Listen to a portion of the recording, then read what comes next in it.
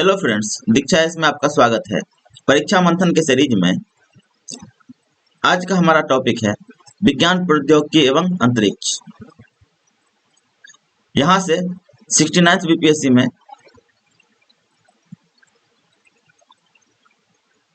Question पूछे जाने की प्रबल संभावना है, इसीलिए आप लोग इस वीडियो को जरूर देखिए। अगर आप लोगों ने अभी तक हमारा परीक्षा मंथन सीरीज का पिछला वीडियो नहीं देखा है तो इन वीडियोज को जरूर जाकर के देखिए और हमारे चैनल दीक्षा को सब्सक्राइब कीजिए। आइए चलते हैं टॉपिक की तरफ। फर्स्ट टॉपिक है रैनसमवेयर अकीरा। हाल ही में साइबर सुरक्षा agency Indian computer emergency response team CERT-IN ने इंटरनेट रैनसमवेयर वायरस अकीरा के हमले को लेकर इंटरनेट यूजर्स को आगाह किया है। अकीरा महत्वपूर्ण व्यक्तिगत जानकारी चुराता है और डाटा को एन्क्रिप्ट कर लोगों से पैसे की उगाही करता है। यह कंप्यूटर मालवेयर, विंडोज और लिनक्स आधारित सिस्टम को निशाना बना रहा है। नेक्स्ट है मेजराना जीरो मोड्स।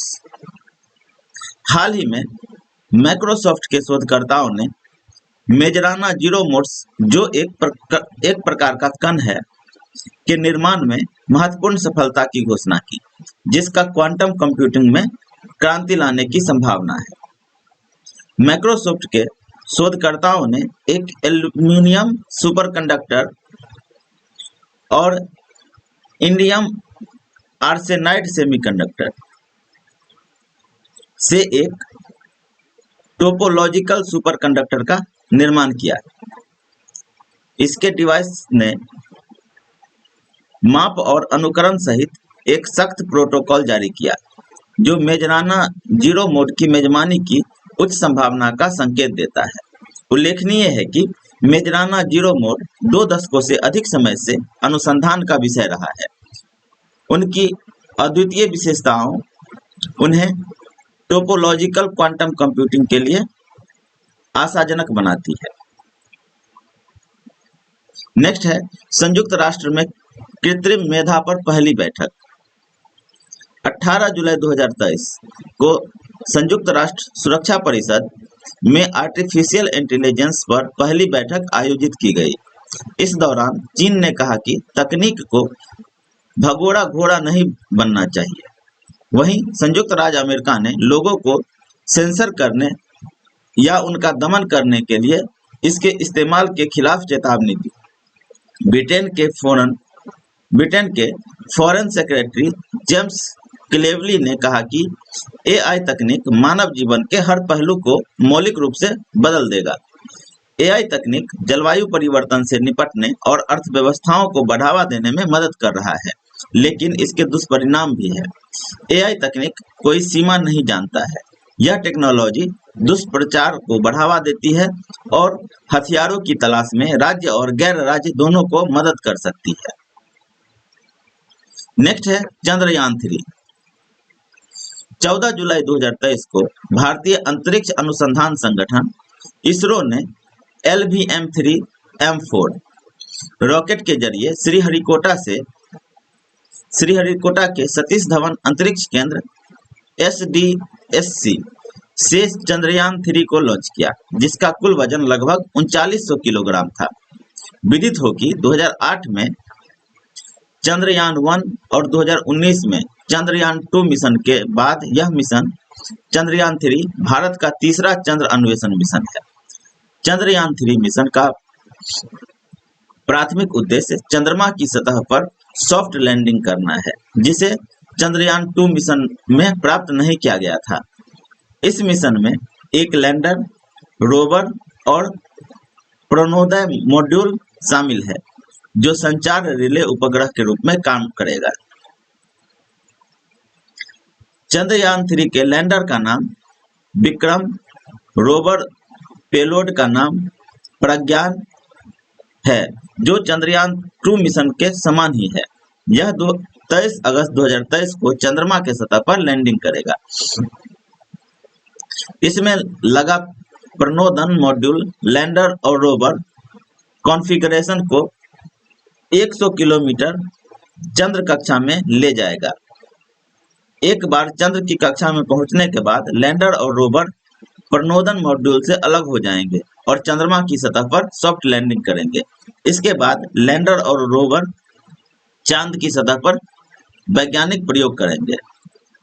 चंद्रयान 3 जो है यह काफी इंपॉर्टेंट है, यहाँ से क्वेश्चन पूछा जा सकता है, इसको आप लोग याद रखेंगे। लैंडर का नाम विक्रम है और रोवर का नाम प्रज्ञान है। यह सफलता हासिल करने के बाद भारत संयुक्त राज्य अमेरिका, रूस और चीन के बाद विश्व में चौथा देश बन गया है। इसकी लैंडिंग साइट चंद्रमा की दक्षिणी ध्रुव के समीप है। इसका लैंडिंग साइट कहाँ पर है? तो चंद्रमा के दक्षिणी ध्रुव के समीप है। लैंडर विक्रम पर वैज्ञानिक पेलोड का उद्देश्य चंद्रमा के पर्यावरण के विभिन्न पहलुओं का अध्ययन करना है। इन पेलोड में चंद्रमा पर आने वाले भूकंपों का अध्ययन, सतह के तापीय गुण, सतह के पास प्लाज्मा में बदलाव और पृथ्वी तथा चंद्रमा के बीच की दूरी को सटीक रूप से मापना शामिल है। चंद्रयान 3 के प्रणोदन मॉड्यूल में एक नया प्रयोग किया गया है, जिसे spectropolarimetry of habitable planet earth सेप कहा जाता है। इसका लक्ष्य परावर्तित प्रकाश का विश्लेषण कर संभावित रहने योग्य छोटे ग्रहों की खोज करना है। नेक्स्ट है भारत 6G अलायंस। जुलाई 2023 में केंद्रीय संचार मंत्रालय के अधीन दूरसंचार विभाग DOT ने भारत 6G अलायंस के नवाचार और नेतृत्व को बढ़ावा देने के लिए 240.51 करोड़ रुपए का आवंटन किया। भारत 6G अलायंस एक सहयोगी मंच है, जिसमें सार्वजनिक एवं निजी कंपनियां, शिक्षाविद, अनुसंधान संस्थान और मानक विकास संगठन शामिल है। यह अलायंस अंतर्राष्ट्रीय सहयोग और ज्ञान के सहयोगी दल को 6G युक्त अन्य वैश्विक गठबंधनों के साथ साझेदारी और स्थापना के लिए प्रेरित करेगा। इसका उद्देश्य 6G प्रौद्योगिकी के व्यावसायिक और सामाजिक उत्पादों को बढ़ावा देना, आम सहमति को बढ़ावा देना और उच्च प्रभाव वाले अनुसंधान एवं विकास योजना को आगे बढ़ाना है। इससे भारत को 6G टेक्नोलॉजी का विकास करना और उसे सहायता प्रदान करना, जिसका अर्थव्यवस्था, समाज और पर्यावरण पर व्यापक प्रभाव पड़ेगा। 6G तकनीक क्या है? 6G टेक्नोलॉजी 5G टेक्नोलॉजी का अगला वर्जन है, जो वर्तमान में भारत सहित विभिन्न देशों में शुरू हो रहा है। उम्मीद है कि 5G टेक्नोलॉजी की तुलना में 6G टेक्नोलॉजी वाली 100 गुना तेज गति, बेहद कम देरी, उच्च स्तरीय और व्यापक कनेक्टिविटी सुविधाएं उपलब्ध होगी। नेक्स्ट है जानूस। हाल ही में वैज्ञानिकों ने अंतरिक्ष में 2 मुंह वाले सफेद बौने तारे का पता लगाया है। यह आकाशगंगा मिल्की वे में सिग्नस तारामंडल में मौजूद है और पृथ्वी से लगभग 1300 प्रकाश वर्ष दूर स्थित है। विदित हो कि खगोलविद ने इसका नाम प्राचीन रोमन देवता जानूस के नाम पर रखा है। कहा जाता है कि देवता जानूस 2 चेहरे वाले थे, जिसमें एक चेहरा आगे और दूसरा पीछे की तरफ देखता था। इस तारे में एक हिस्सा हाइड्रोजन चमकीला और दूसरा हीलियम बुलबुला से बना है। जानूस तारे का द्रव्यमान सूर्य के द्रव्यमान से 20% बड़ा है।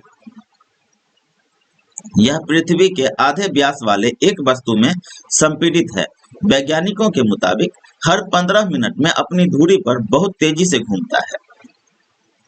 नेक्स्ट है पेपर वेस्ट सुपर कैपेसिटर। हाल ही में गुजरात ऊर्जा अनुसंधान और प्रबंधन संस्थान GERMI के वैज्ञानिकों ने पेपर वेस्ट सुपर कैपेसिटर के विकास के साथ ऊर्जा भंडारण प्रौद्योगिकी में एक अभूतपूर्व सफलता हासिल की है। समुद्री शैवाल से प्राप्त यह अत्याधुनिक सुपर कैपेसिटर हल्का, बायोडिग्रेडेबल और मात्र 10 सेकंड के अंदर डिवाइस को पूरी तरह से चार्ज करने में सक्षम है। इस सुपर कैपेसिटर के कई अनुप्रयोग हैं, जिसमें electronics, memory backup system, airbag, भारी मशीनरी और इलेक्ट्रिक वाहन शामिल है। पेपर सुपर कैपेसिटर के उल्लेखनीय गुण समुद्री शैवाल से प्राप्त समुद्री सेलुलोज आधारित सामग्री के कारण है। यह सामग्री विभिन्न स्मार्ट इलेक्ट्रॉनिक उपकरणों में एकीकरण की अपार संभावनाएं रखती है। नेक्स्ट है एयर इंडिपेंडेंट प्रोपल्सन, AIP। हाल ही में लार्सन एंड ट्रूबो, LNT और रक्षा अनुसंधान और विकास संगठन DRDO ने 2 air independent propulsion AIP system module की प्राप्ति के लिए एक महत्वपूर्ण अनुबंध पर हस्ताक्षर किए। पनडुब्बी प्रौद्योगिकी में इस सफलता का उद्देश्य पारंपरिक पनडुब्बियों की शक्ति को बढ़ाना, उसकी परिचालन क्षमताओं को बढ़ाना है। 2 AIP सिस्टम मॉड्यूल की प्राप्ति के लिए LNT एंड DRDO द्वारा अनुबंध पर हस्ताक्षर किए गए, जो पनडुब्बी प्रौद्योगिकी के विकास में एक महत्वपूर्ण मील का पत्थर है। उनकी विशेषज्ञता और संसाधनों का लाभ उठाकर इस सहयोग का उद्देश्य कलवरी क्लास पनडुब्बियों के प्रदर्शन और सहनशक्ति को बढ़ाना है। एयर इंडिपेंडेंट प्रोपल्सन क्या है? ईंधन से आधारित AIP प्रणाली मॉड्यूल का एक मुख्य घटक DRDO की नौसेना सामग्री अनुसंधान प्रयोगशाला NMRL द्वारा विकसित किया गया था। यह स्वदेशी तकनीक पनडुब्बी प्रणोदन के क्षेत्र में एक उल्लेखनीय उपलब्धि का प्रतिनिधित्व करती है। नेक्स्ट है क्लाउड सीडिंग। हाल ही में भारतीय प्रौद्योगिकी संस्थान कानपुर, IIT कानपुर ने क्लाउड सीडिंग के उद्देश्य से एक महत्वपूर्ण परीक्षण उड़ान शुरू किया। IIT कानपुर द्वारा आयोजित परीक्षण उड़ान का प्राथमिक उद्देश्य शुष्क परिस्थितियों और वायु प्रदूषण से निपटने के लिए संभावित समाधान के रूप में क्लाउड सीडिंग का पता लगाना था। इस तकनीक में वर्षा को प्रोत्साहित करने और वायु गुणवत्ता में सुधार करने के लिए वायुमंडलीय स्थितियों को संशोधित करना शामिल है। क्लाउड सीडिंग के बारे में, क्लाउड सीडिंग क्या है? क्लाउड सीडिंग एक ऐसी प्रक्रिया है जिसमें वर्षा की संभावना को बढ़ाने के लिए बादलों में विभिन्न रासायनिक एजेंटों को शामिल किया जाता है। नेक्स्ट है उपग्रह की ऊर्जा से बिजली का निर्माण। सूर्य हमारी पृथ्वी के लिए ऊर्जा का स्रोत है। इससे हमें ऊर्जा प्राप्त होती है। इसी को ही सौर ऊर्जा, सोलर एनर्जी कहते हैं। विदित हो कि वर्तमान में पूरे विश्व में 3.6% बिजली का उत्पादन सौर ऊर्जा से हो रहा है। लेकिन हाल ही में पहली बार अंतरिक्ष से धरती पर सौर ऊर्जा को एक किरण या एक लहर के माध्यम से भेजा गया है। इस लहर की ऊर्जा से दुनिया में पहली बार अमेरिका में बिजली तैयार की गई। यह एक बड़ी वैज्ञानिक सफलता है। Generative AI। हाल ही में संपन्न हुए गूगल के वार्षिक आयोजन AIO 2023 में अल्फाबेट के CEO सुंदर पिचई का फोकस आर्टिफिशियल इंटेलिजेंस AI पर रहा। इसमें भी जेनरेटिव AI सबसे अधिक चर्चा में रहा। विदित हो कि जेनरेटिव AI ट्रेनिंग के आधार पर नया कंटेंट जैसे कि टेक्स्ट, इमेज और यहाँ तक कि कंप्यूटर कोड तैयार करता है। इस समय सबसे लोकप्रिय जेनरेटिव AI ChatGPT है। शेनझोउ 15 चीन अंतरिक्ष में अपना स्टेशन तैयार कर रहा है। इसी क्रम में उसने अंतरिक्ष में अपना स्टेशन तैयार करने के लिए 3 चीनी यात्रियों के दल ने 6 माह का अभियान पूरा कर लिया है। चीन का अंतरिक्ष स्टेशन बनाने का 6 महीने लंबा मिशन पूरा करने के बाद 3 चीनी अंतरिक्ष यात्री शेनझोउ 15 मानवयुक्त अंतरिक्ष यान के जरिए 4 जून 2023 को धरती पर सकुशल लौटे। सेंझोउ 15 क्या है? तो यह अंतरिक्ष यान है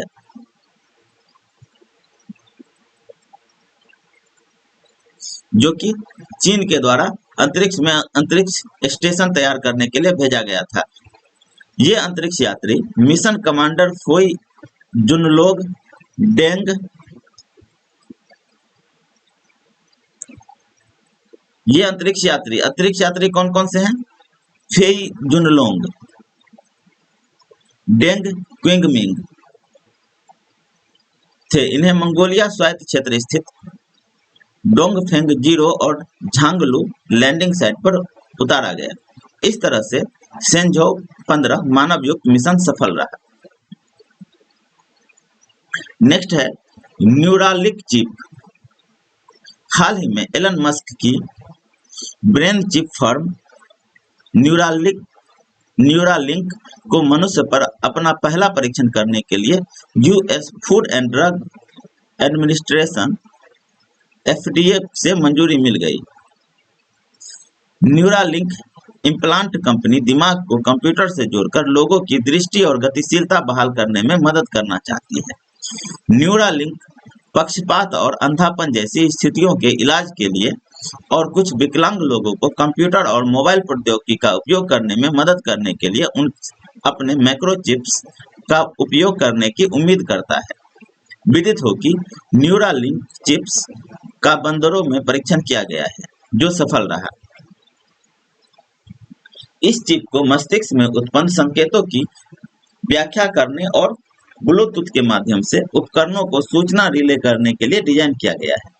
अभी न्यूरालिंक के मस्तिष्क प्रत्यारोपण को व्यापक रूप से उपलब्ध होने पर तकनीकी और नैतिक चुनौतियों से निपटने के लिए व्यापक परीक्षण की आवश्यकता होगी।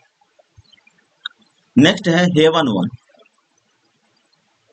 2030 तक अंतर्राष्ट्रीय अंतरिक्ष स्टेशन की मियाद पूरी हो जाएगी। इसे देखते हुए अंतरिक्ष आवास प्रौद्योगिकी कंपनी वास्ट दुनिया के पहले वाणिज्यिक अंतरिक्ष स्टेशन को लॉन्च करने की तैयारी कर रही है। इसे हेवन 1 नाम दिया गया है, जिसमें 150 किलोग्राम भार का सामान रखा जा सकता है। इसे वर्ष 2025 तक स्पेस एक्स के फाल्कन 9 रॉकेट के जरिए धरती के निचली कक्षा में भेजने की योजना है। इसमें अधिकतम 4 यात्री एक साथ रह सकते हैं। नेक्स्ट है माइटोकॉन्ड्रियल रिप्लेसमेंट तकनीकी। माइटोकॉन्ड्रियल रिप्लेसमेंट थेरेपी MRT, जिसे कभी कभी माइटोकॉन्ड्रियल दान कहा जाता है, बीमारी को रोकने या सुधारने के लिए एक या एक से अधिक कोशिकाओं में माइटोकॉन्ड्रिया का प्रतिस्थापन है।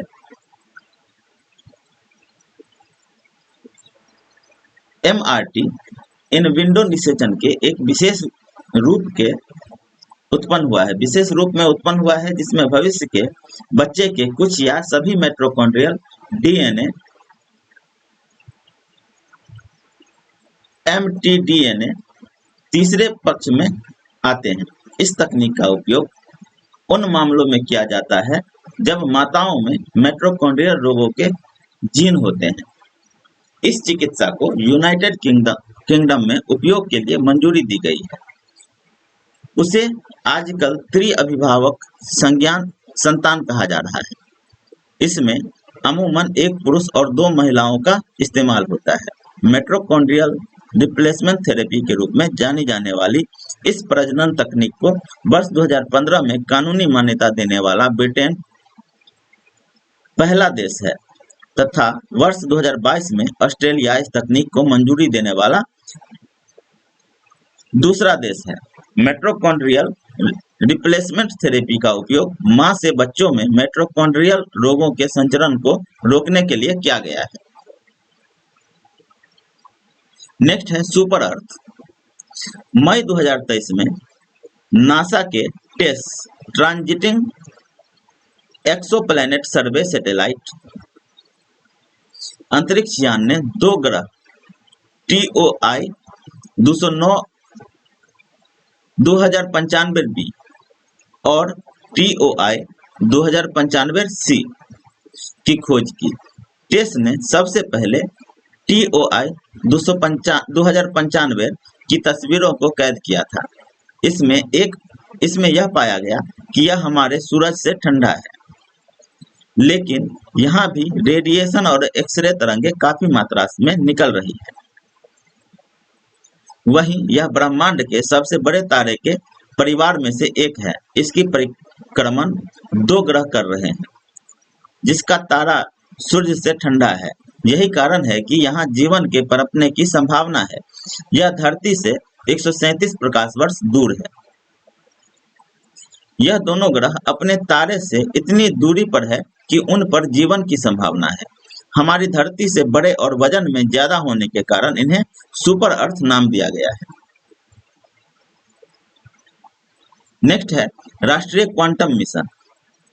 अप्रैल 2023 में प्रधानमंत्री की अध्यक्षता में केंद्रीय मंत्रिमंडल ने क्वांटम प्रौद्योगिकी में वैज्ञानिक और औद्योगिक अनुसंधान और विकास में सहायता के लिए राष्ट्रीय क्वांटम मिशन NQM को मंजूरी प्रदान की। इसके तहत 6003.65 करोड़ रुपए का आवंटन किया गया। इसे विज्ञान और प्रौद्योगिकी मंत्रालय के तहत विज्ञान और प्रौद्योगिकी विभाग DST द्वारा लागू किया जाएगा। वर्ष 2023 से 2031 के लिए नियोजित इस मिशन का उद्देश्य वैज्ञानिक और प्रौद्योगिकी अनुसंधान एवं विकास का बीजारोपण, पोषण और पैमाना है तथा क्वांटम प्रौद्योगिकी में एक जीवंत और अभिनव प्रौद्योगिकी तंत्र बनाना है। इस मिशन के लॉन्च के साथ ही Bharat, America, Austria, Finland, France, Canada और चीन के बाद समर्पित क्वांटम मिशन वाला 7वां देश बन जाएगा। नेक्स्ट है Jupiter IC moons explorer mission. हाल ही में यूरोपीय अंतरिक्ष एजेंसी के Jupiter IC moons explorer JUICE यान को एरियन 5 रॉकेट द्वारा फ्रेंच गुयाना के कोरू में यूरोपीय स्पेसपोर्ट से लॉन्च किया गया। यह यान 8 साल की लंबी यात्रा के बाद 2031 में अपने गंतव्य पर पहुंचेगा। इस मिशन का प्राथमिक लक्ष्य बृहस्पति की 3 गैलीलियन चंद्रमाओं का गहन अध्ययन करना है। Jupiter IC moons explorer JUICE mission Brihaspati के जटिल वातावरण और व्यापक बृहस्पति प्रणाली पर महत्वपूर्ण शोध करेगा। यह पृथ्वी के अलावा किसी चंद्रमा की परिक्रमा करने वाला पहला अंतरिक्ष यान भी होगा। नेक्स्ट है navigation satellite NVS-01।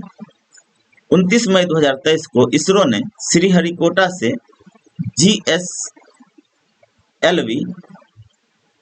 F-10 rocket के जरिए second generation navigation satellite NVS-01 को सफलतापूर्वक लॉन्च किया। यह स्वदेशी नेविगेशन प्रणाली को मजबूत करने की दिशा में भारतीय अंतरिक्ष अनुसंधान संगठन इसरो का बड़ा कदम है। यह इस सेकेंड जनरेशन सीरीज का पहला सैटेलाइट है जिसमें स्वदेशी नेविगेशन प्रणाली ज्यादा सटीक हो सकेगी। यह 20 मीटर तक की सटीक पोजीशनिंग बता सकता है। यह प्रणाली 50 नैनोसेकंड तक की रियल टाइम जानकारी देने में सक्षम है। नेविगेशन से लाभ: स्थलीय, हवाई और समुद्री सेवा में, आपदा प्रबंधन में, वाहन ट्रैकिंग और बेड़ा प्रबंधन में, मोबाइल फोन के साथ एकीकरण, सटीक समय मानचित्रण और जियोडेटिक डेटा कैप्चर। दुनिया के प्रमुख नेविगेशन सिस्टम: अमेरिका के GPS, रूस के ग्लोनास, यूरोपीय संघ का गैलीलियो और चीन का बाइडू। बोल्ट टाइफून एक कथित हैकिंग समूह है जिसे चीन द्वारा समर्थित माना जाता है। इस समूह में खुफिया जानकारी एकत्र करने और डिजिटल क्षति पहुंचाने की क्षमता है। इस संगठन का मुख्य रूप से संयुक्त राज्य अमेरिका में सेना या सरकार से संबंधित संगठनों की जानकारी चोरी करने का आरोप है। ब्लेजर एक प्रकार की आकाशगंगा है जिसे एक विशाल ब्लैक होल द्वारा ऊर्जा प्राप्त होती है। यह ब्रह्मांड में सबसे चमकदार और शक्तिशाली वस्तुओं में से एक है। यह गामा किरणें, एक्स-रे व रेडियो तरंग सहित अत्यधिक ऊर्जावान कणों और विकिरणों के उत्सर्जन के लिए जानी जाती है। लद्दाख के हेनरे में स्थित भारतीय खगोलीय वेधशाला के शोधकर्ताओं ने पृथ्वी से लगभग 950 मिलियन प्रकाश वर्ष दूर स्थित एक ब्लेजर बीएल लैक्रेट का अवलोकन किया है।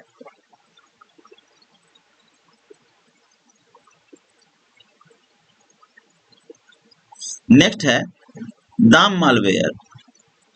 केंद्र सरकार ने हाल ही में दाम नामक खतरनाक मैलवेयर के बारे में लोगों को चेतावनी जारी की है, जो विशेष रूप से एंड्रॉयड फोन को टारगेट करता है। यह सलाह खतरे की गंभीरता पर प्रकाश डालती है और व्यक्तिगत डेटा और उपकरणों को संभावित हमलों से बचाने के तरीके के बारे में महत्वपूर्ण जानकारी प्रदान करती है। दाम एक दुर्भावनापूर्ण सॉफ्टवेयर है जो एंड्रॉयड उपकरणों में घुसपैठ करने और कॉल रिकॉर्ड, संपर्क इतिहास और यहां तक कि डिवाइस के कैमरे सहित विभिन्न संवेदनशील घटकों तक अनाधिकृत पहुंच प्राप्त करने की क्षमता रखता है। नेक्स्ट है एक्सपोसैट। भारतीय अंतरिक्ष अनुसंधान संगठन इसरो और Raman research institute RRI Bengaluru ने एक्सरे पोलारीमीटर सैटेलाइट एक्सपोसैट नामक एक मिशन लॉन्च करने के लिए हाथ मिलाया है। इस सहयोगी प्रयास का उद्देश्य चमकीले खगोलीय एक्सरे स्रोतों की गतिशीलता पर फोकस करना है, उनके व्यवहार और विशेषताओं पर प्रकाश डालना है। इसरो और RRI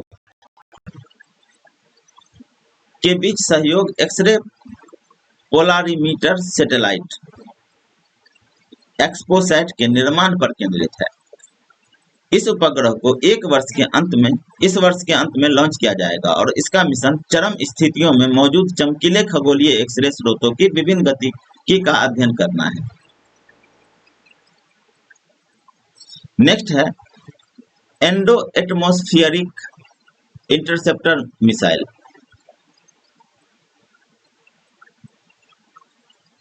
भारत ने हाल ही में एंडो एटमॉस्फेरिक इंटरसेप्टर मिसाइल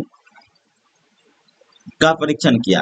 इस सफल परीक्षण को करके भारत ने अपने महत्वाकांक्षी बैलिस्टिक मिसाइल रक्षा कार्यक्रम BMD में एक महत्वपूर्ण उपलब्धि हासिल की है। यह परीक्षण बंगाल की खाड़ी में उड़ीसा के तट पर आयोजित किया गया। इस परीक्षण का उद्देश्य देश के बैलिस्टिक मिसाइल खतरे को बेअसर करना था। इस सफल परीक्षण के साथ भारत इस प्रकार की क्षमता रखने वाले देशों के एक खास क्लब में शामिल हो गया है। Land based BMD system. समुद्र आधारित मिसाइल परीक्षण से पहले भारत के रक्षा अनुसंधान और विकास संगठन DRDO ने दुश्मन के बैलिस्टिक मिसाइल के खतरे को बेअसर करने में अपनी भूमि आधारित BMD प्रणाली की क्षमताओं का सफलतापूर्वक प्रदर्शन किया था। भूमि आधारित BMD प्रणाली ने समुद्र आधारित एंडो एटमॉस्फेरिक इंटरसेप्टर मिसाइल को विकसित करने में महत्वपूर्ण भूमिका निभाई। नेक्स्ट है इसरो ने सिंगापुर के 2 उपग्रहों को अंतरिक्ष में लॉन्च किया। हाल ही में इसरो ने सिंगापुर निर्मित 2 उपग्रहों को अंतरिक्ष में भेजने के लिए PSLV CSS टेलॉस 2 मिशन को सफलतापूर्वक लॉन्च किया। अंतरिक्ष निर्वात में परीक्षण करने के लिए इस मिशन के हिस्से के रूप में एक कक्षीय प्रायोगिक मॉड्यूल भी लॉन्च किया गया था। टेलॉस 2 और ल्यूमेलाइट 4 टेलॉस 2 और ल्यूमेलाइट 4 सिंगापुर निर्मित 2 उपग्रह हैं, जिन्हें श्रीहरिकोटा के सतीश धवन अंतरिक्ष केंद्र से polar satellite launch vehicle PSLV पर लॉन्च किया गया था। टेलॉस 2 741 किलोग्राम वजनी सिंगापुर सरकार और सिंगापुर टेक्नोलॉजीज इंजीनियरिंग लिमिटेड द्वारा विकसित एक वाणिज्यिक पृथ्वी अवलोकन उपग्रह अर्थ ऑब्जर्वेशन सैटेलाइट है।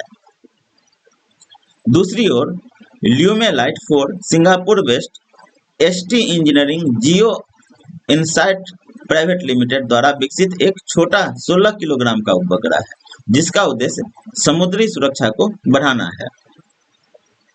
नेक्स्ट है सुपरबिट। सुपरबिट एक अत्याधुनिक वैज्ञानिक उपकरण है जिसे आकाशगंगा समूहों के सटीक कमजोर गुरुत्वाकर्षण लेंसिंग को मापने के लिए डिजाइन किया गया है।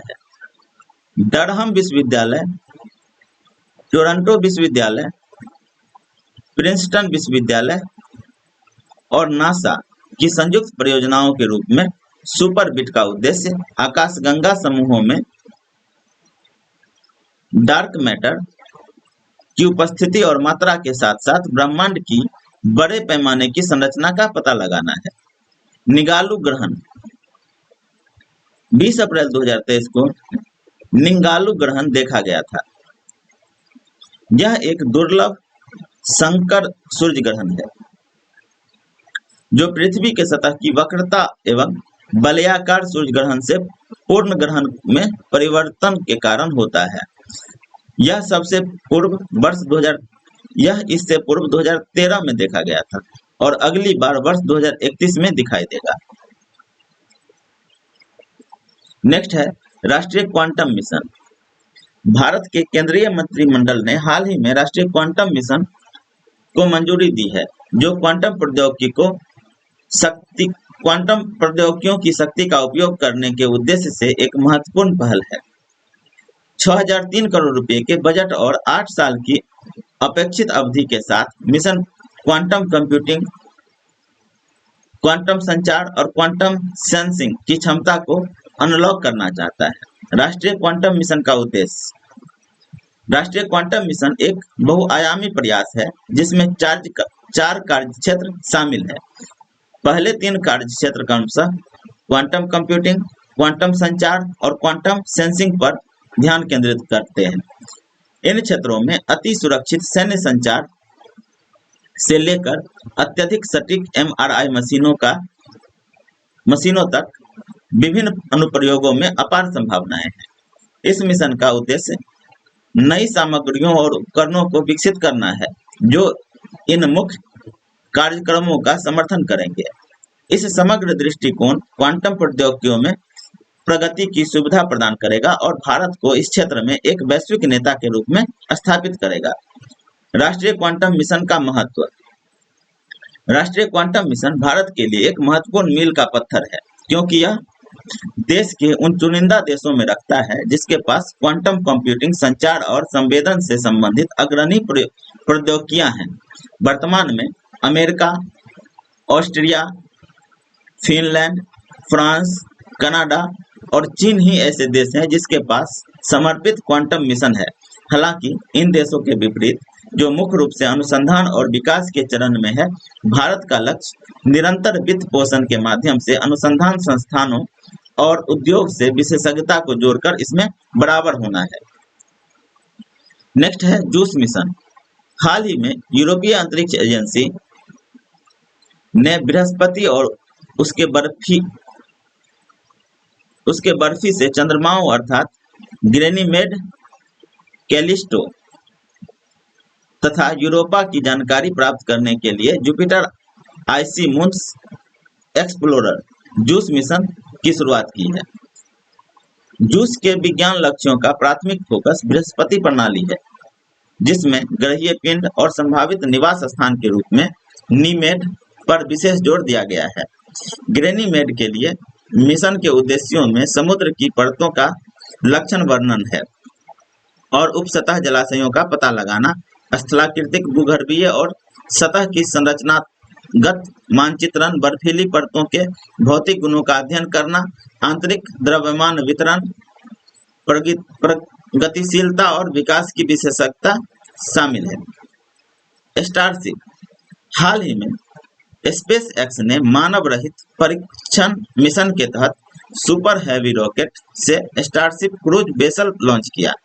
हालांकि अपर स्टेज स्टारशिप का लोअर स्टेज सुपर हैवी से अलग नहीं हो पाने के कारण स्टारशिप में विस्फोट हो गया।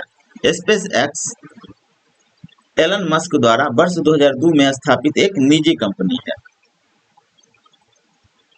नेक्स्ट है भारतीय अंतरिक्ष नीति 2023 को मंजूरी। भारत सरकार ने हाल ही में भारतीय अंतरिक्ष क्षेत्र में निजी क्षेत्र की भागीदारी को संस्थागत बनाने और सुविधाजनक बनाने के उद्देश्य से भारतीय अंतरिक्ष नीति 2023 को मंजूरी दी है। प्रधानमंत्री नरेंद्र मोदी द्वारा संचालित कैबिनेट समिति द्वारा इस नीति की मंजूरी भारत को एक प्रमुख अंतरिक्ष शक्ति में बदलने की दिशा में एक महत्वपूर्ण कदम है। नई नीति के तहत भारतीय अंतरिक्ष अनुसंधान संगठन इसरो उन्नत अंतरिक्ष प्रौद्योगिकियों के अनुसंधान और विकास पर ध्यान केंद्रित करेगा। अंतरिक्ष क्षेत्र में निजी खिलाड़ियों और भागीदारी वैश्विक अंतरिक्ष अर्थव्यवस्था में भारत की वर्तमान हिस्सेदारी को 2% से बढ़ाकर भविष्य में 10% तक बढ़ाने के लिए महत्वपूर्ण है। New space India limited NSIL अंतरिक्ष क्षेत्र से जुड़ी रणनीतिक गतिविधियों को अंजाम देगी। केंद्रीय मंत्री जितेंद्र सिंह के मुताबिक NSIL मांग आध मोड में काम करेगी। मांग आधारित मोड में काम करेगी।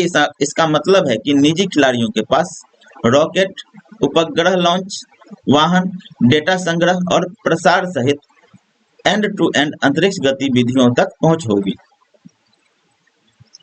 नेक्स्ट है अंतरिक्ष डिजाइन प्रयोगशाला।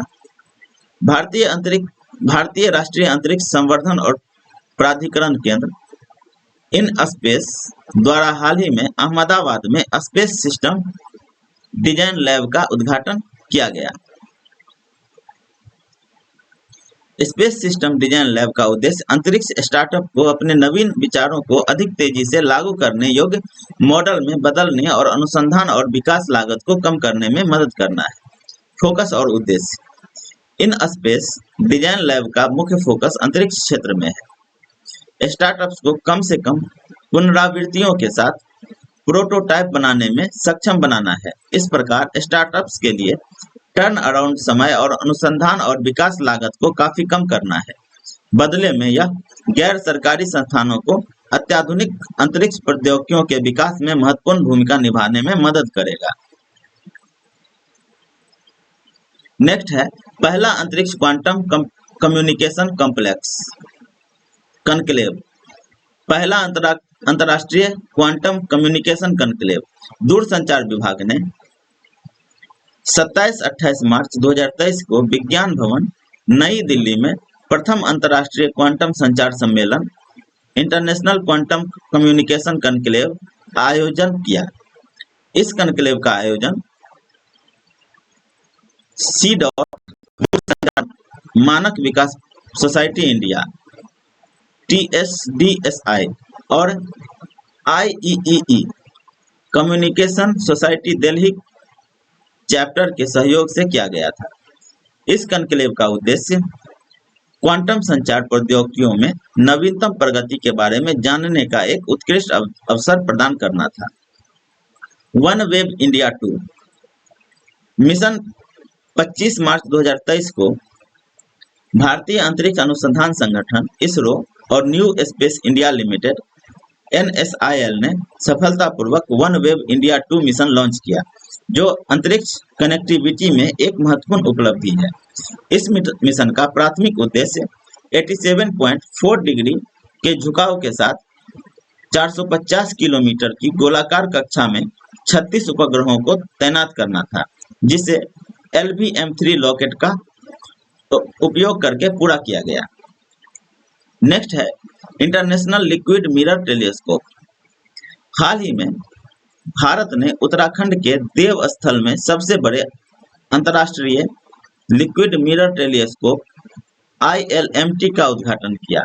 यह 4 मीटर का टेलीस्कोप विशेष रूप से खगोलीय प्रेक्षणों के लिए डिजाइन किया गया और यह भारत में पहला ऑप्टिकल सर्वेक्षण टेलीस्कोप है।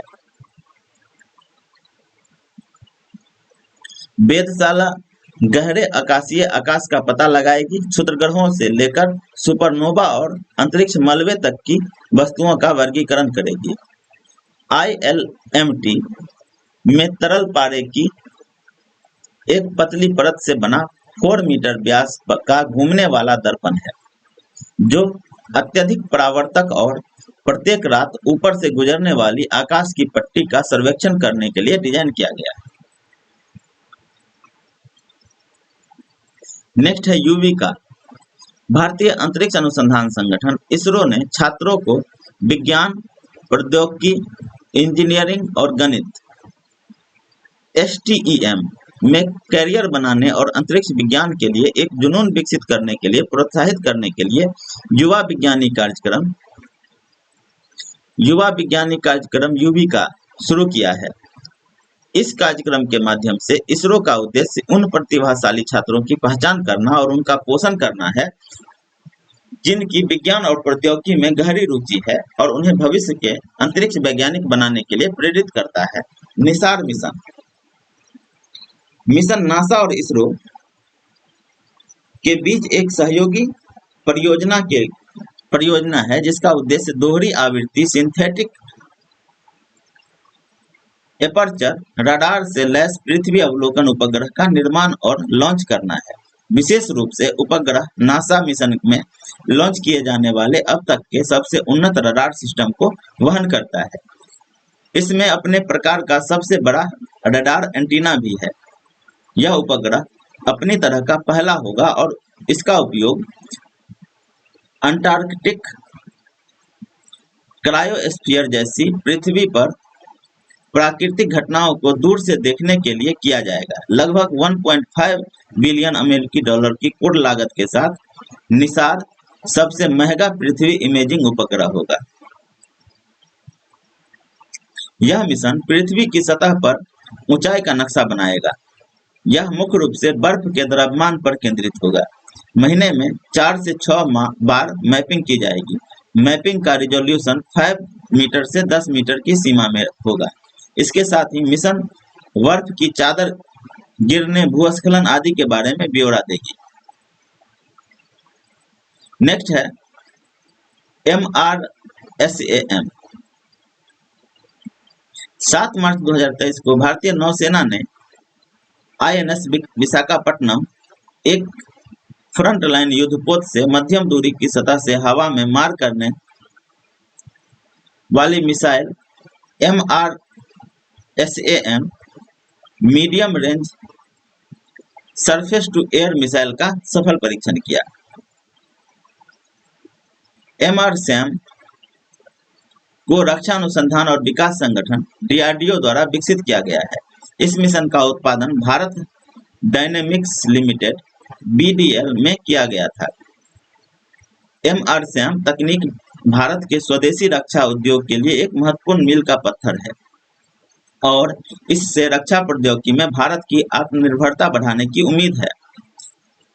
सेना और वायुसेना मिसाइलों के विभिन्न प्रकारों के उपयोग करती है। इस मिसाइल का इस्तेमाल किसी भी तरह के हवाई खतरे के खिलाफ किया जा सकता है। इसमें हेलीकॉप्टर, लड़ाकू जेट, क्रूज मिसाइल, विमान आदि शामिल है। इसे भारत और इजरायल ने संयुक्त रूप से विकसित किया था। यह मध्यम दूरी की मिसाइल है, मतलब मिसाइल की रेंज 1000 किलोमीटर से 3000 किलोमीटर के बीच है। नेक्स्ट है सोयूज अंतरिक्ष यान। रोसकोमोस ने हाल ही में अंतरिक्ष में फंसे अंतरिक्ष यात्रियों को वापस लाने के लिए एक खाली सोयूज अंतरिक्ष यान लॉन्च किया। अंतरिक्ष में 3 अंतरिक्ष यात्री फंसे हुए थे, क्योंकि सोयूज MS-22 कैप्सूल से कूलेंट का रिसाव शुरू हो गया था। अंतरिक्ष यात्रियों को कैप्सूल में पृथ्वी पर वापस आना था। अब लीक होने से अंतरिक्ष यात्री सितंबर तक ही वापस लौट सकेंगे। रिसाव एक मैक्रोमीट ओरोड के कारण हुआ था। वर्तमान परिदृश्य: कूलेंट रिसाव के कारण मॉड्यूल का तापमान बढ़ रहा है। सोयूज MS-23 कैप्सूल स्वचालित मोड में लॉन्च किया गया था और यह खगोलविद को सुरक्षित वापस लाएगा। भविष्य की योजनाएं: रूस 2008 में इंटरनेशनल स्पेस स्टेशन छोड़ देगा। देश को चीन की तरह अपना खुद का स्पेस स्टेशन लॉन्च करना है। तियांगोंग एक चीनी अंतरिक्ष स्टेशन है। सोयूज MS-22 इसे अंतर्राष्ट्रीय अंतरिक्ष स्टेशन से 3 अंतरिक्ष यात्रियों के साथ लॉन्च किया गया था। यह एक घूर्णी मिशन है। नेक्स्ट है झोंगसिंग 26 उपग्रह। चीन ने हाल ही में $333 मिलियन की लागत से झोंगसिंग 26 उपग्रह लॉन्च किया। इसे लॉन्ग मार्च 3B रॉकेट से लॉन्च किया गया था। इस उपग्रह का मुख्य उद्देश्य विमानन और जहाज संबंधी कार्यों के लिए ब्रॉडबैंड कनेक्टिविटी प्रदान करना है। इस उपग्रह को China academy of space technology द्वारा लॉन्च किया गया था। कास्ट 2023 में 60 और लॉन्च करने की योजना बना रहा है। नेक्स्ट है दुनिया का पहला उपग्रह आधारित 2 तरफा संदेश प्रणाली लॉन्च। क्वालकॉम ने पहला सैटेलाइट आधारित 2-वे मैसेजिंग लॉन्च किया। इसे स्पेस ड्रैगन सैटेलाइट कहा जाता है। इसका मतलब है कि आप व्हाट्सएप की तरह ही SMS का इस्तेमाल कर सकते हैं। व्हाट्सएप जैसे 2-वे मैसेजिंग में दोनों प्रतिभागी एक साथ संदेश भेज या प्राप्त कर सकते हैं, लेकिन SMS सेवाओं की पेशकश करने वाले 1-वे मैसेजिंग ऐप में केवल एक ही ऑपरेशन संभव है, स्नैपड्रैगन सैटेलाइट।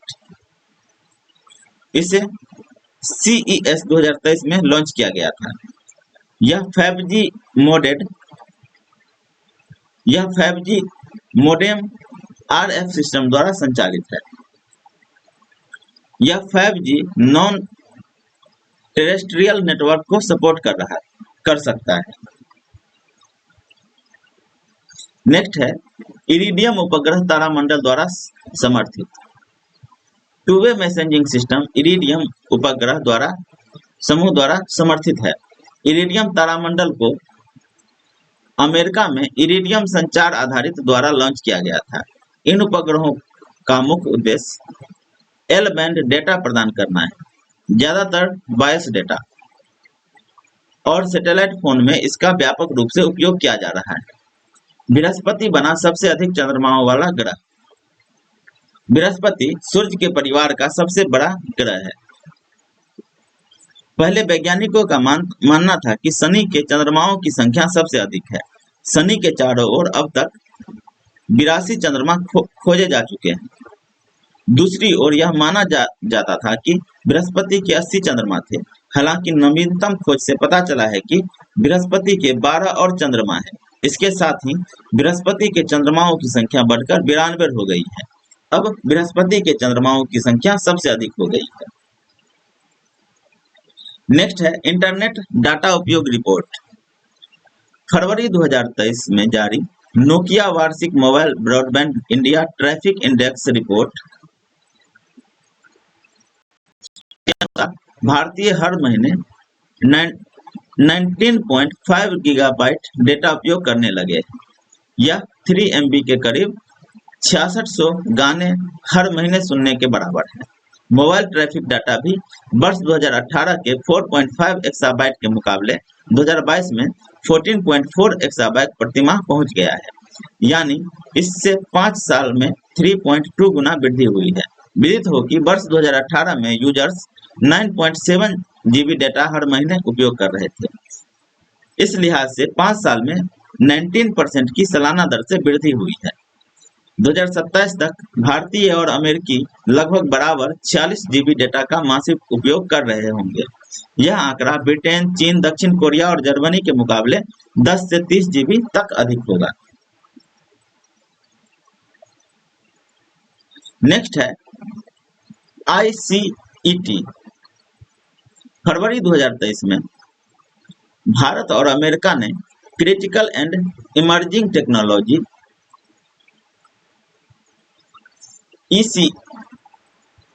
ICET पहल के तहत अपने रक्षा सहयोग का विस्तार किया है। यह समझौता जेट इंजन, गोला बारूद संबंधी तकनीकों और अन्य प्रणालियों से संबंधित परियोजनाओं पर केंद्रित है। विदित हो कि मई 2022 में दोनों देशों की सरकारों ने रणनीतिक प्रौद्योगिकी साझेदारी और औद्योगिक सहयोग बढ़ाने के लिए आईसीईटी की घोषणा की थी। विज्ञान और इंजीनियरिंग के क्षेत्र में मौलिक अनुसंधान व शिक्षा संबंधी स्वतंत्र अमेरिकी निकाय नेशनल साइंस फाउंडेशन के अनुसार भारत अमेरिका में वैज्ञानिकों अभियंताओं के बीच अनुसंधान परियोजनाओं के चयन तथा वित्त पोषण प्रक्रिया को सुव्यवस्थित करने संबंधी समझौते पर भी हस्ताक्षर किए हैं। इसके तहत कंप्यूटर विज्ञान, इंजीनियरिंग, भूविज्ञान, भौतिकी व अन्य उभरती प्रौद्योगिकियों में सामरिक प्राथमिकताओं को आसानी से समायोजित किया जाएगा। नेक्स्ट है HSTDV मिसाइल। जनवरी 2023 में भारत ने ओडिशा के चांदीपुर में स्वदेशी ज्ञान कौशल से निर्मित HSTDV hypersonic technology demonstrator vehicle missile का सफलतापूर्वक परीक्षण किया। आवाज की गति से 6 गुना ज्यादा रफ्तार से जाकर लक्ष्य को भेदने की क्षमता से युक्त यह मिसाइल भारत की हवाई सीमाओं की सुरक्षा चक्र मजबूत करेगी। यह पारंपरिक और परमाणु हथियारों को ले जाने में सक्षम है, जिसे जहाज, पनडुब्बी, विमान या जमीन से लॉन्च किया जा सकता है। इसकी अधिकतम गति 7500 किलोमीटर पर आवर है। सोवा वायरस अटैक। भारतीय कंप्यूटर इमरजेंसी रिस्पांस सिस्टम ने एक नए मोबाइल बैंकिंग ट्रोजन वायरस सोवा के खिलाफ एक विस्तृत सुरक्षा परामर्श जारी किया। भारतीय साइबर स्पेस में फैल रहा सोवा ट्रोजन वायरस फिरौती के लिए एक एंड्रॉयड फोन को चुपके से एन्क्रिप्ट करता है। एक नया बैंकिंग मालवेयर सोवा एंड्रॉयड ट्रोजन वायरस का उपयोग करने वाले बैंक ग्राहकों को लक्षित कर रहा है। यह वायरस उपयोगकर्ता के नाम और पासवर्ड हासिल करने में सक्षम है।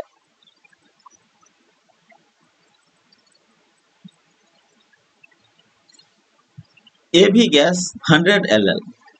सितंबर 2022 में भारत सरकार ने स्वदेशी रूप से विकसित विशेष विमानन ईंधन एवी गैस 100 LL को लॉन्च किया, जिसे इंडियन ऑयल कॉर्पोरेशन द्वारा पिस्टन इंजन वाले विमानों और मानव रहित हवाई वाहनों के लिए स्वदेशी रूप से विकसित किया गया था।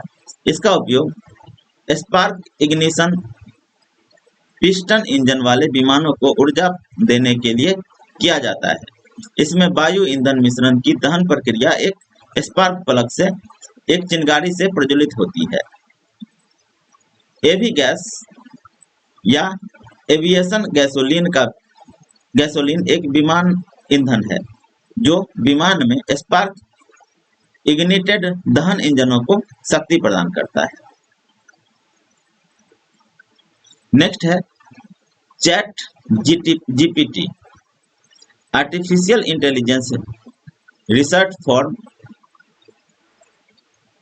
ओपन एआई द्वारा विकसित यह चैटबॉट न केवल यूजर्स के तमाम प्रश्नों का जवाब देता है, बल्कि मानव की तरह संवाद भी करता है। यह सवालों को वैधता और प्रासंगिकता को भी जांचता है। यह एक ऐसा पर्सनल ट्यूटर है जिसे सभी भाषाओं का ज्ञाता माना जा सकता है। यह डायलॉग बेस्ड एआई चैटबॉट है जो सामान्य मानवीय भाषा को समझती है। ओपन एआई के मुताबिक चैट जीपीटी मॉडल को machine learning technology reinforcement learning from human feedback RLHF के आधार पर विकसित किया गया। नेक्स्ट है कृत्रिम बुद्धिमत्ता पर वैश्विक साझेदारी। नवंबर 2022 में GPAI की बैठक का आयोजन टोक्यो, जापान में किया गया, जहां भारत ने कृत्रिम बुद्धिमत्ता पर वैश्विक साझेदारी global partnership on artificial intelligence GPAI की अध्यक्षता ग्रहण की। वर्ष 2022-23 की संचालन समिति में 5 सीटें जापान, फ्रांस, भारत, कनाडा, संयुक्त राज्य अमेरिका को प्रदान की गई है। GPAI कृत्रिम बुद्धिमत्ता के जिम्मेदार और मानव केंद्रित विकास और सकारात्मक उपयोग में सहायता करने के लिए एक अंतर्राष्ट्रीय पहल है। GPAI को जून 2020 में 15 सदस्यों के साथ शुरू किया गया था, जिसके संस्थापक सदस्यों में भारत सहित अमेरिका, ब्रिटेन, यूरोपीय संघ, Australia, Canada, France, Germany, Italy, Japan, Mexico, New Zealand, Korea गणराज्य और सिंगापुर शामिल है। वर्तमान में इसके सदस्यों की संख्या 25 हो गई है।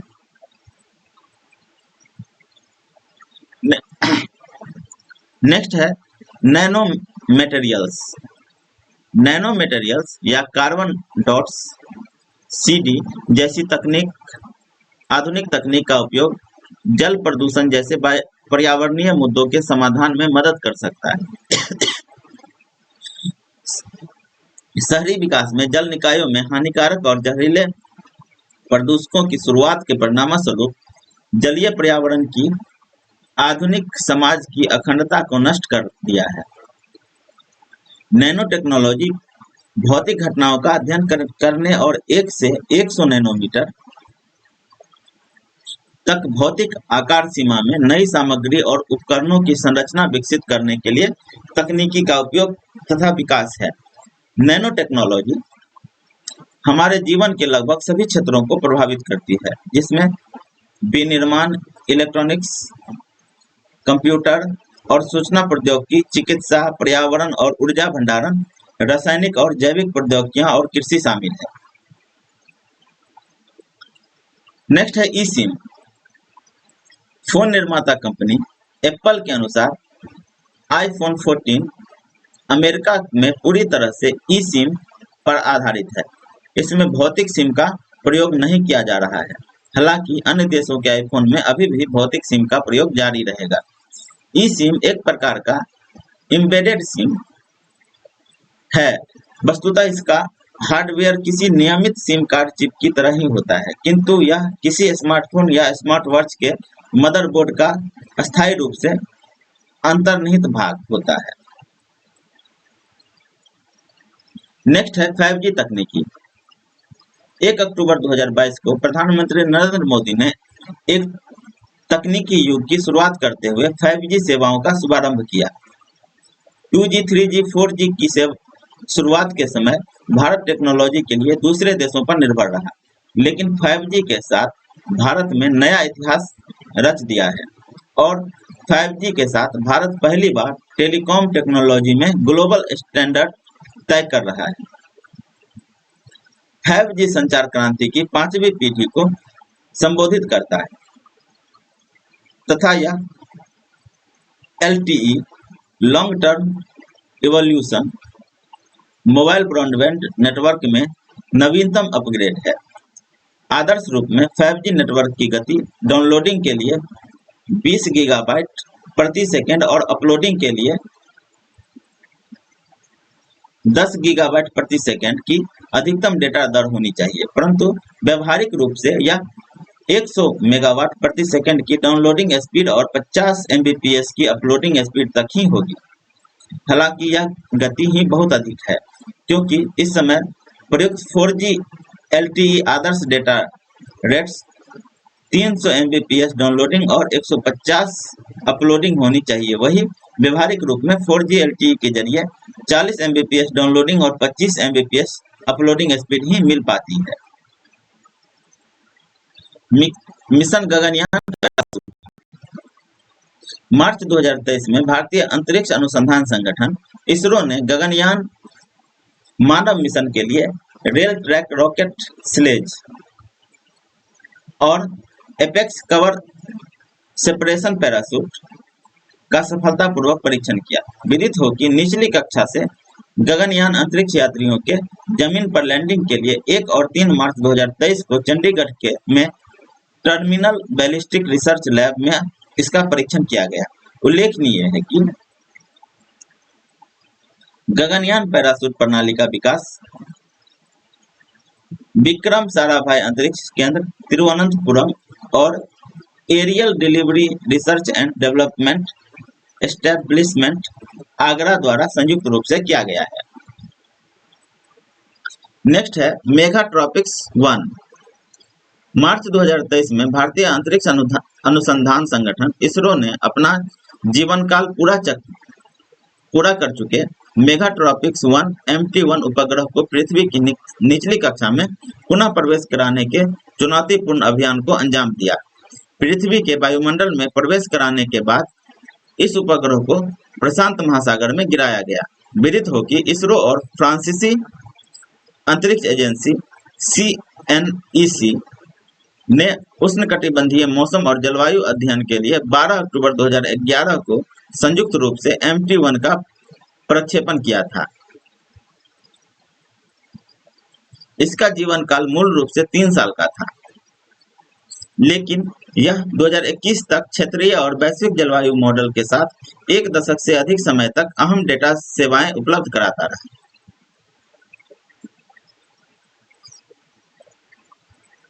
SSLV फरवरी 2023 में इसरो ने SSLV भूविज्ञान D2 प्रक्षेपण यान से 9 उपग्रहों का सफल प्रक्षेपण किया। इन 9 उपग्रहों को सतीश धवन अंतरिक्ष केंद्र से प्रक्षेपित किया गया था, जबकि इससे पूर्व 7 अगस्त 2022 को SSLV से उपग्रहों को प्रक्षेपित किया गया था, जो असफल रहा। इसरो के 2023 के संभावित अभियान OneWeb India 2, इसमें 36 उपग्रह शामिल हैं। निसार, गगनयान, चंद्रयान 3 प्रक्षेपित, Aditya L1, PSLV C55 mission, reusable प्रक्षेपण यान मिशन।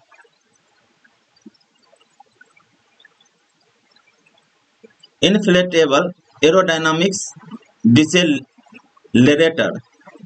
सितंबर 2022 में भारतीय अंतरिक्ष अनुसंधान संगठन इसरो ने इन्फ्लेटेबल एरोडायनामिक्स डिसेलरेटर IAD तकनीक का सफलतापूर्वक प्रक्षेपण किया है, जो इस्तेमाल किए गए रॉकेट में आने वाली लागत को प्रभावी रूप से कम करता है और अन्य ग्रहों को सुरक्षित रूप से पेलोड लैंडिंग में सहायता कर सकता है। IAD का इसरो के विक्रम साराभाई अंतरिक्ष केंद्र द्वारा डिजाइन और विकसित किया गया है। यह तकनीक वायुगतिकीय रूप से यान की गति को कम करने पर आधारित है। IAD तकनीक का थुम्बा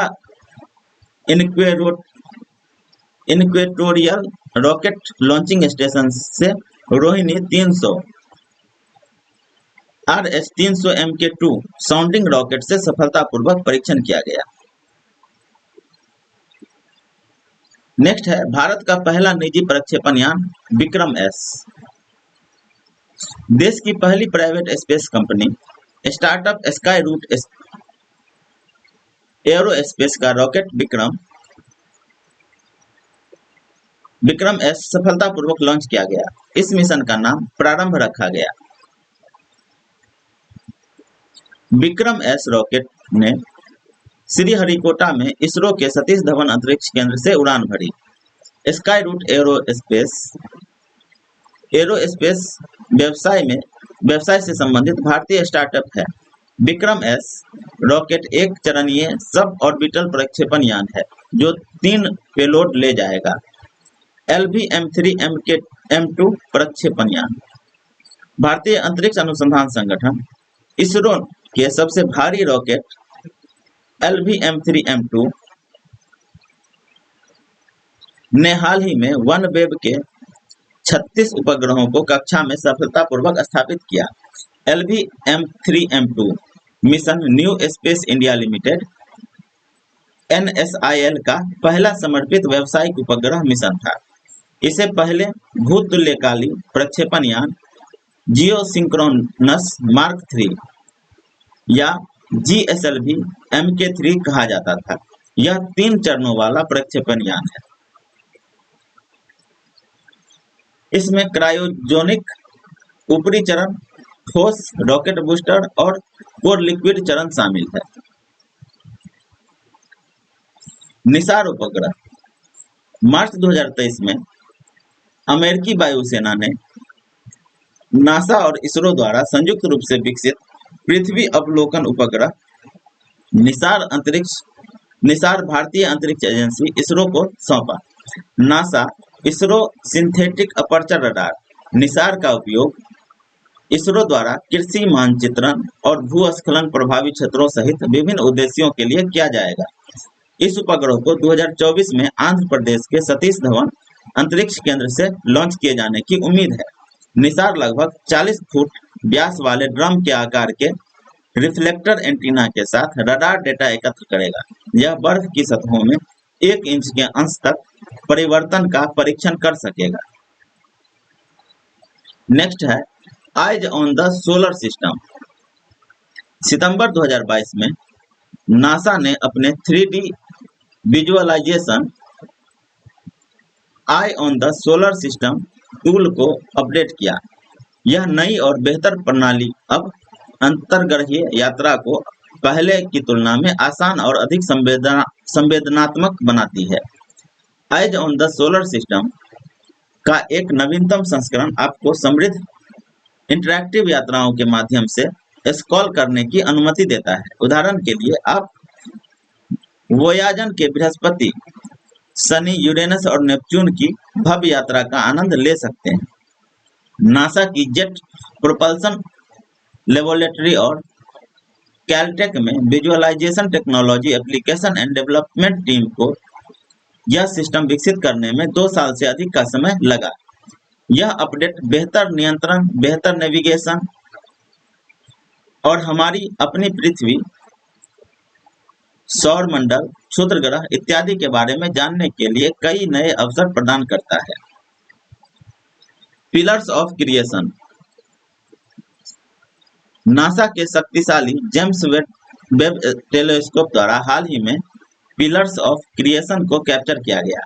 यह तारे के बीच की धूल और गैस से बने 3 उमड़ते टावरों का एक दृश्य है। ये iconic pillars of creation eagle nebula. यह सितारों का एक तारामंडल है के केंद्र में स्थित है, जिसे सीयर 16 के नाम से भी जाना जाता है। नेक्स्ट है आर्टेमिस 1 मिशन। 16 नवंबर 2022 को अमेरिकी अंतरिक्ष एजेंसी नासा ने चांद पर ईशानी मिशन की शुरुआत की। अपने तीसरे प्रयास में नासा ने आर्टेमिस 1 मिशन लॉन्च किया। इससे पहले चंद्रमा पर 50 साल पहले अपोलो मिशन भेजा गया था। आर्टेमिस नासा के deep space acceleration system, Orion अंतरिक्ष यान और space launch system SLS rocket का पहला एकीकृत उड़ान परीक्षण है। यह एक गहरे अंतरिक्ष वातावरण में अंतरिक्ष यान को संचालित करके ओरियन की हीट शील्ड का परीक्षण करके और पुनः प्रवेश, उतरने और स्प्लैश डाउन के बाद क्रू मॉड्यूल को सुरक्षित रिकवरी द्वारा एकीकृत प्रणालियों का आकलन करेगा। इसके साथ ही आज का वीडियो यहीं पर समाप्त होता है। अगर आप लोगों को वीडियो अच्छा लगे तो वीडियो को लाइक कीजिए, हमारे चैनल दीक्षा इसको सब्सक्राइब कीजिए और अपने दोस्तों में शेयर कीजिए। नेक्स्ट वीडियो के साथ जल्द ही मिलेंगे। धन्यवाद।